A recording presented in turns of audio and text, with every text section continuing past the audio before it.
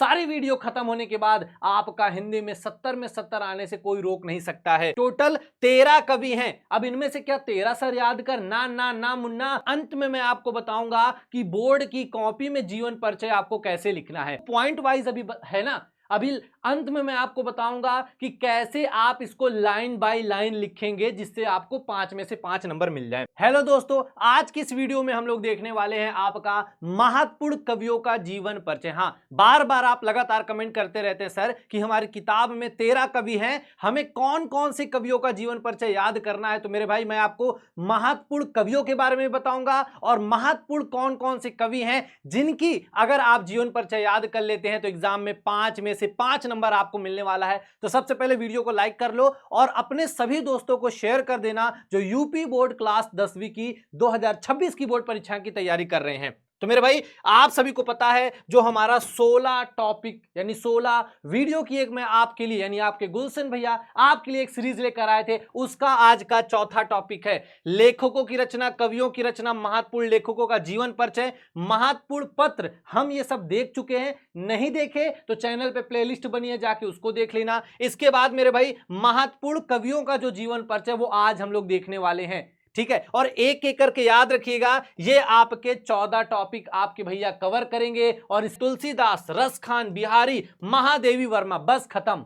हाँ, हो गया यार। अब मैं बोल रहा हूं तुम्हारा पहला सेट पढ़े, दूसरा सेट पढ़े, तीसरा, चौथा, पांचवा, छठवां, सातवां, कोई भी सेट तुम्हें मिलेगा इन पांचों में से ही आएगा। अभी और आगे है मेरे भाई। अब आपको इनके जीवन परिचय में क्या क्या लिखना है और अंत में मैं आपको बताऊंगा कि बोर्ड की कॉपी में जीवन परिचय आपको कैसे लिखना है। तो सबसे पहले मेरे भाई आ जाते हैं आपका सूरदास। तो याद रखिएगा, सूरदास का जन्म 1478 में रुकनता ग्राम में हुआ था। सूरदास की मृत्यु मेरे भाई 1583 आपका पारसौली में हुआ था। पिताजी का नाम इनके पंडित रामदास था और अगर सूरदास के गुरु की बात करें तो आचार्य वल्लभाचार्य थे। और किस भक्ति शाखा के थे? तो ये आपका कृष्ण भक्ति शाखा के थे। कौन सा ब्रह्म रूप था? तो याद रखिएगा सगुण था। और इनकी 2 रचनाएं पेपर में लिखने की आती हैं, तो याद रखिएगा सूर सागर, सूर सरावली या साहित्य लहरी, कोई भी 2 रचना लिख देना। और अंत में साहित्य में इनका क्या योगदान था या साहित्य में स्थान? तो कृष्ण की बाल लीलाओं का इन्होंने बहुत अच्छा वर्णन किया था। अब मेरे भाई, ये जो मैं आपको पॉइंट वाइज अभी है ना, अभी अंत में मैं आपको बताऊंगा कि कैसे आप इसको लाइन बाय लाइन लिखेंगे जिससे आपको 5 में से 5 नंबर मिल जाए। दूसरी बार करते हैं मेरे भाई तो आपका गोस्वामी तुलसीदास। और याद रखिएगा, इस वीडियो को 2 से 3 बार देख लोगे, ये आपका अपने आप याद हो जाएगा। तुलसीदास की बात करें तो 1532 के राजापुर गांव में इनका जन्म होता है। मृत्यु की बात करें तो 1623 काशी में मृत्यु होती है।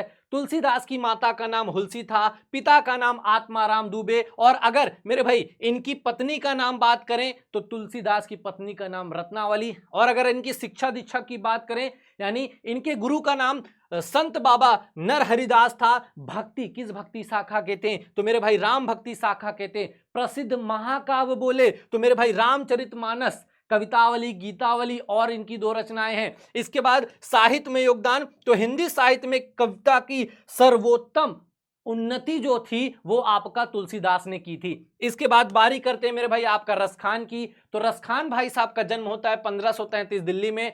मृत्यु की बात करें 1618 ब्रज में। अगर भक्ति की बात करें तो कृष्ण भक्ति शाखा के थे। गुरु की बात करें तो गोस्वामी विठलनाथ जी थे। उपलब्धि क्या थी इनकी? तो रसखान संज्ञा की इनको उपाधि दी गई थी। मेरे भाई कृतियों की बात करें तो सुजान रसखान, प्रेम वाटिका। देखो, कम से कम 2 रचनाएं आपको लिखनी पड़ती हैं, लेकिन बिहारी भाई की 1 रचना थी तो हमको 1 ही रचनी ही लिखनी है। भाषा की बात करें तो ब्रज भाषा। साहित्य में योगदान तो कृष्ण भक्ति का काव्य में अत्यंत मार्मिक इन्होंने चित्रण किया है। और ये जो आपको हेडिंग दिख रही है ना, भाषा, कृतियां, साहित्य में योगदान, ये वही हेडिंग है जो आपको एग्जाम में 5 में से 5 दिलाएंगी, ठीक है। आगे बात करते हैं मेरे भाई आपका बिहारी लाल। तो बिहारी लाल का जन्म 1603 में बसुआ गोविंदपुर गांव में हुआ था। मृत्यु की बात करें तो 1663 में। पिता का नाम पंडित केशव राय चौबे था। शिक्षा की बात करें तो ग्वालियर के काव्य शास्त्र की शिक्षा इनको मिली थी। आश्रय यानी किसके आश्रय में ये कवि थे? तो मेरे भाई राजा जयसिंह के दरबार में। रचना अगर बात करें, एकलौती रचना है बिहारी सतसई, जिसमें 700 से अधिक दोहे इन्होंने लिखे थे। शैली की बात करें तो मुक्तक शैली। और उपलब्धि मेरे भाई गागर में सागर भरने की, इनको कहा जाता है गागर में सागर भरने वाला कवि कौन था? आपका बिहारी था। इसके बाद मेरे भाई बात करते हैं आपका अंतिम, सुमित्रा नंदन पंत। इनका जन्म 1900 कौसानी ग्राम में होता है, मृत्यु इनकी 1977 में। पिता का नाम पंडित गंगादत्त। प्रारंभिक शिक्षा कौसानी गांव, उच्च शिक्षा बनारस और इलाहाबाद में। भाषा का ज्ञान संस्कृत, अंग्रेजी, बांग्ला और हिंदी, इन भाषाओं का इनको ज्ञान था। उपलब्धियां साहित्य अकादमी पुरस्कार और ज्ञानपीठ पुरस्कार। अगर किसी कवि को या लेखक को कोई महत्वपूर्ण पुरस्कार मिलता है वो जरूर आप लिखा करिए। इसके बाद मेरे भाई काव्य धारा गीतात्मक थी। शैली काव्य में प्राकृतिक के कोमल भाव को, और साहित्य में योगदान क्या था इनका कि वर्णन करने में अद्वितीय स्थान था। अब मेरे भाई आ जाते हैं जो आप बार बार पूछ रहे थे, हाँ आपके मन में भी आ रहा होगा ना, सर पेपर में लिखे कैसे? क्या सर इसको लिखने से नंबर मिलेगा?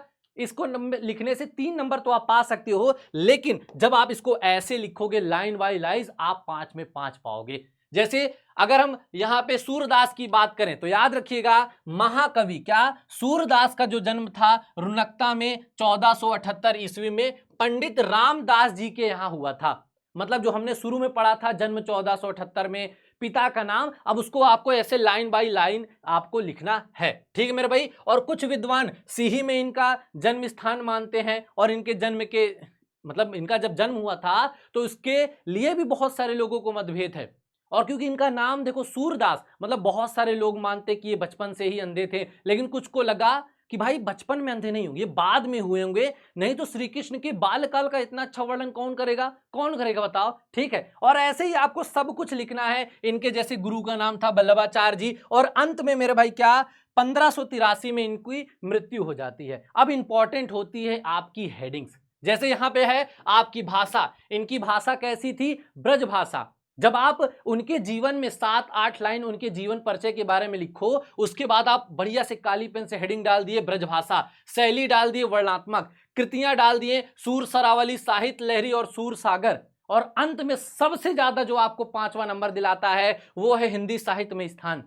कि सूरदास जी हिंदी साहित्य के महान काव्यात्मक प्रतिभा संपन्न कवि थे। इन्होंने श्री कृष्ण की बाल लीलाओं और प्रेम लीलाओं का जो मनोरम वर्णन किया है ना, वो कोई नहीं कर सकता। जब आपने ये लिख दिया मेरे भाई 5 में 5 आपके हो गए, कोई रोक नहीं सकता है। इसके बाद मेरे भाई आपको पता है संपूर्ण हिंदी 70 में 70 की तैयारी आपके गुलशन भैया यहां से करवा रहे हैं, जिसमें से अभी तक लेखक की रचना, कवियों की रचना, महत्वपूर्ण आपका लेखकों का जीवन परिचय हो गया था। आज के वीडियो में हमने महत्वपूर्ण कवियों का जीवन परिचय देखा। इसके पहले महत्वपूर्ण पत्र मैं करवा चुका हूं, और जो अगली क्लास आएगी उसमें मैं आपको करवाऊंगा महत्वपूर्ण निबंध। तो इसके लिए आपको कुछ खास नहीं करना है, चैनल को सब्सक्राइब करने लाएं। और अगर इंस्टाग्राम चलाते हो तो मेरे भाई ये आपका, हाँ आपके भैया का है, जिसमें मैं आपको बता दिया करूंगा कि कौन सा वीडियो क्या क्या चीजें आएंगी। और अगर आपके मन में भी कोई सवाल आता है तो आप पूछ सकते हो। क्या लिखा है कि GULSHAN गुलशन SIR sir VID YAKUL Vidyakul,